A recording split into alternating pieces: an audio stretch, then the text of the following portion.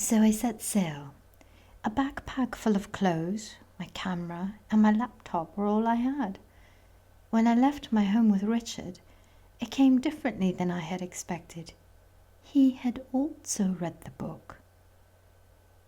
Let's go our own ways, stay in contact, and with love, allow the other to experience whatever they want on their journeys, so that each one is happy, instead of standing in each other's ways, he said.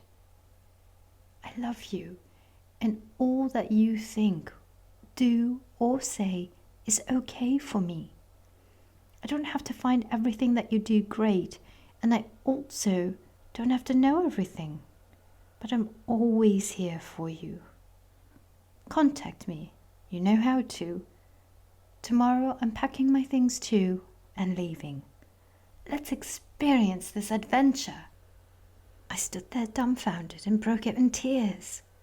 He took me into his arms and we both cried. Not out of sadness as it was over and we had loved each other so much, but because we loved each other and had, at last, found a way to make a fresh start. It was like being reborn. I stayed the night and we made love until early morning. It was different. It felt so free. Free from expectations, free from interpretations, free of thoughts, fear of loss, and free of norms. Everything flowed, and it was flowing through us. We were one, and we knew that our journey tomorrow would start together, even if in different directions. As the sun rose, he looked me in the eyes and said, "You are a love artist. If someday you are wondering how you can help, then concentrate on that." I couldn't believe it. Everything that was happening was written in 2020, in a more rudimentary form, but with clear words. Not much about the details, but everything necessary to understand the construct.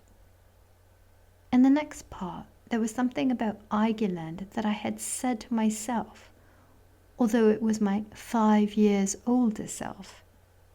Eigi, aka Thomas, was the first person I visited, as I had found him on workcarte.de. It was an Easter egg hidden in a sentence of the book, and when I registered, I saw how many people were already there, so that they could later meet in person. It was great, and a week later I was with him. I was hoping to meet Bauchi, but he was on the road throughout Germany to promote the book. I did meet him later though. Eigi got the message through to me that I had a talent. My sexuality wasn't anything perverted, and I wasn't abnormal just because I liked sex and liked having different partners. He just laughed when I told him that I enjoy doing something good for a man by sleeping with him, and that I had my fun too. He told me, "In Eigiland, women like you are very much respected. The sexual energy is the highest in the physical realm. If you are generous with it, then the logical result is that many men are drawn to you. However, don't let that feed your ego. Just realize that it's a talent.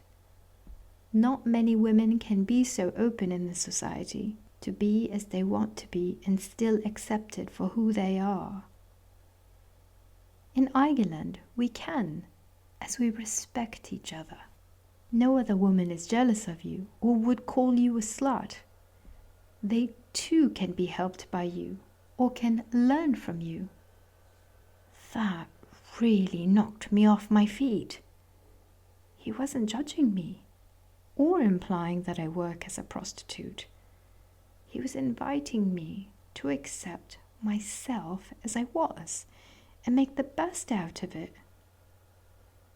I love that about Eigiland. This philosophy is being lived, and no other country in the world was formed around the fact that people are equal, living, and they still are. It is written in the other constitutions and is constantly being quoted, but it's never been lived. It's just not possible in a hierarchy because you have to fit in somewhere. There's no hierarchy in Eigiland. Everyone is their own king, and others are left in peace and all help each other. There would never be war in Eigiland, as none of the inhabitants are opponents. Eigiland is a part of the Terra Nea network, one of many these days. Terra Nea means our Earth. It belongs to all. Today you can't even logically explain to our children what wars are. They just don't understand. It doesn't fit into their way of thinking. Everything is Ubuntu. We now see that all these countries are nothing more than constructs of the mind. No one seriously defines themselves through them anymore. The earth became a playing field once the slaughtering stopped. A lot has changed. She falls into deep silence, deep in thought. Then she continues. After the night with Richard, something was different too. We ate breakfast almost without a word, and even though we hadn't slept the whole night, we were fit and ready to leave. We just smiled at each other the whole time. It all felt good. The sex was different too, and from then on, my sex stayed different, just like it was that night. So easy and uncomplicated. I slowly understood what sex is. A synergy of energies in exchange. It needs energies that balance each other. Love works just like hate, and without sex, there would be no wars, as they are the pinnacle of hate. In the coming times, love was to be elevated to that which you can see here today. It's happening the whole time and all over. Similar energies are drawn together, and when they meet and can move around freely, they build each other up and virtually explode. Hate had reached its peak, as the resources were limited, and it was destructive sex. But love can continue endlessly because it gives life and makes anything possible. That's why sex was a topic for so many back then, especially problem-bound sex. Since no one could move freely, there was no room to expand.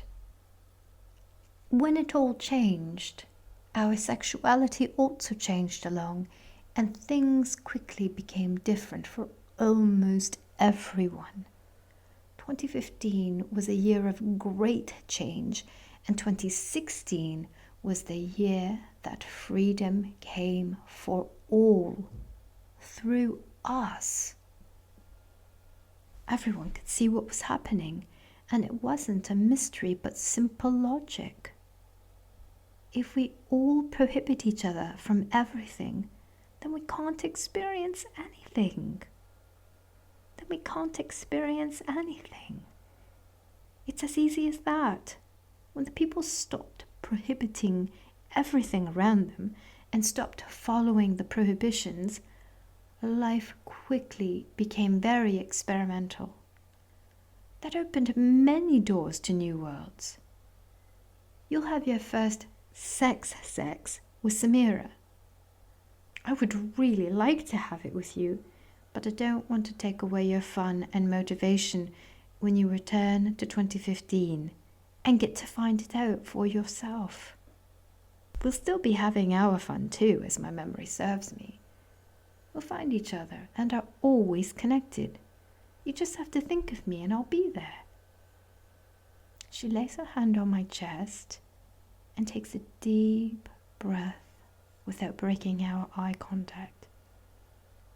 A huge wave of gratitude, joy, and unconditional love for this woman flows through me. No more words are necessary, and I lean over and hug her. She returns the hug and draws herself closer to me. Another wave of energy flows through me that she had unlocked earlier with her kiss.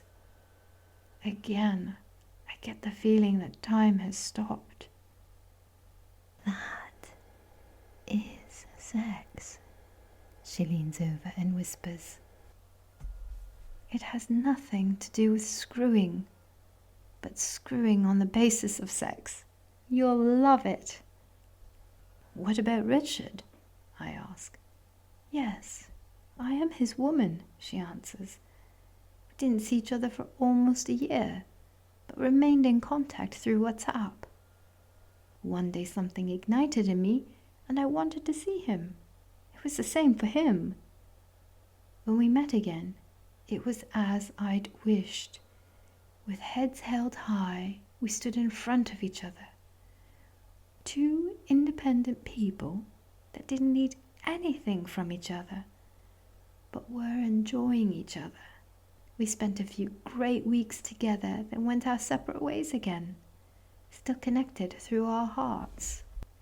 We knew the other and their unconditional love, and we could love them and ourselves just as we were.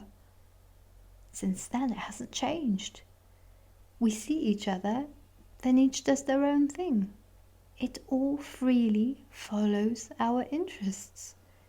It's like that for most people these days. He's in Australia with Eva at the moment. She really wanted to spend some time in the outback. We hold each other a while longer, then I notice something igniting in me. I want to see Samira. As if she was reading my thoughts, which she was, as we are one, conscious in this moment and celebrating it. She separates herself from me and looks deep into my eyes. Well then, time traveler, you know how it works. Just follow your impulses. They will guide you to her. Say hi to her from me. I am her sister. Go on, I'll fix up the room. It was great to share this experience with you. We'll see each other at the end of 2015. We laugh and I give her a kiss. Thank you. Thanks for everything, I say, then get up and leave. On the way out, I glance at the book, but don't want to pick it up again. I don't want to spoil my fun in finding out what will happen next. I step out onto the street and from Papa's view see Nathan doing it, Jack next to him and Jack next to me. The Trinity wonders at the beauty all around. I follow my instincts and greet everyone that I meet heartily. They all greet back, and each time a wave of love flows through me. I somehow walk the route back that Tamara brought me on and land at Café au Lait again. I can hear laughter from a distance, and as I get there, I see all my friends sitting there. Bauchi, Christina, Mark, and a woman that I don't yet know, who I assume to be Natalie, Nathan, and next to him, my heart jumps. Samira! They happily greet me as they see me, like they were waiting for me. They are here as they knew the book and that I would be coming by. Samira pulls up a chair next to her and invites me to sit. For once, I want to sit between you two, she laughs. That doesn't happen every day, sitting between my beloveds. Nathan smiles at me. Back then, I was sitting in your chair. Today, I'm sitting on this one.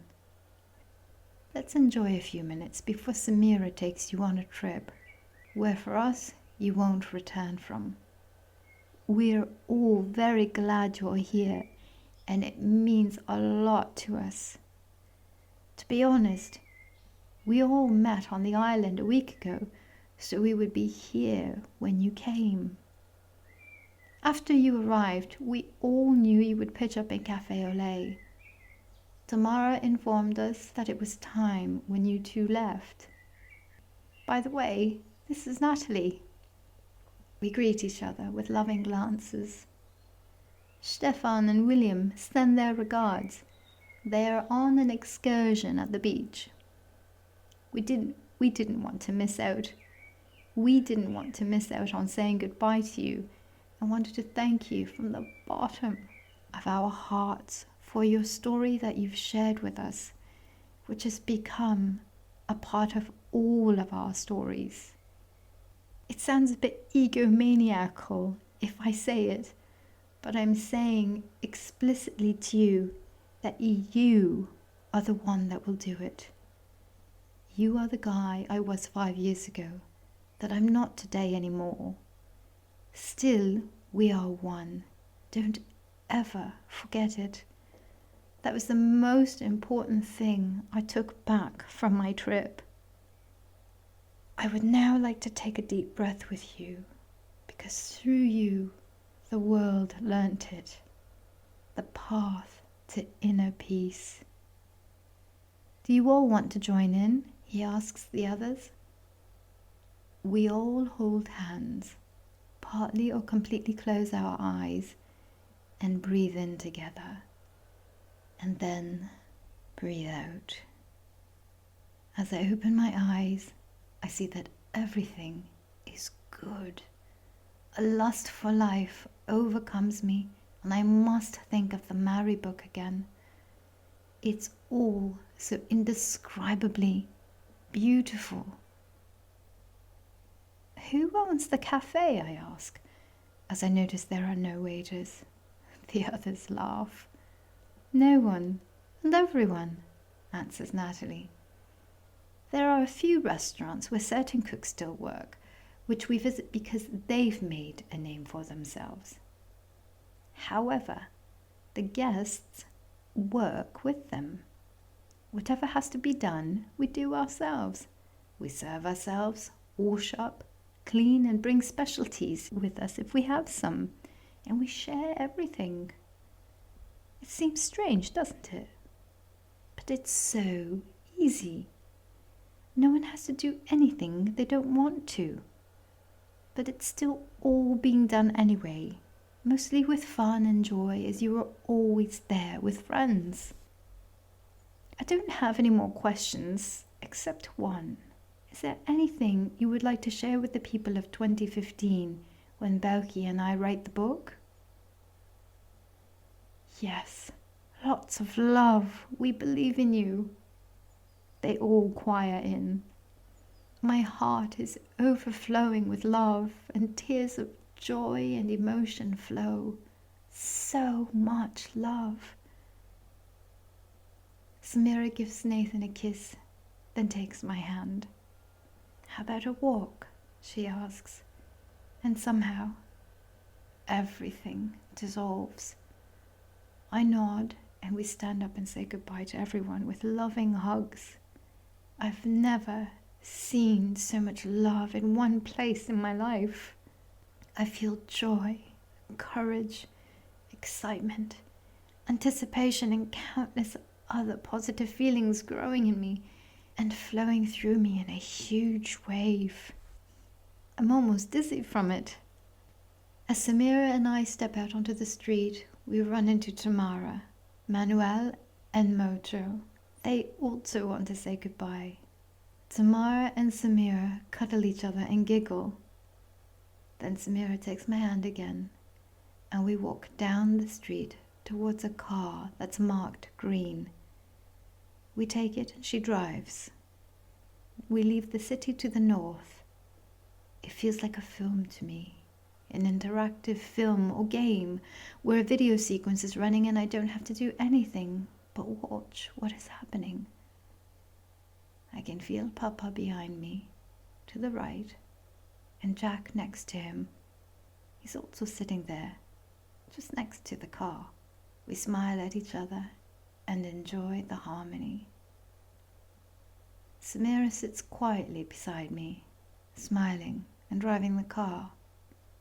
It's so wonderful to be with you, I say.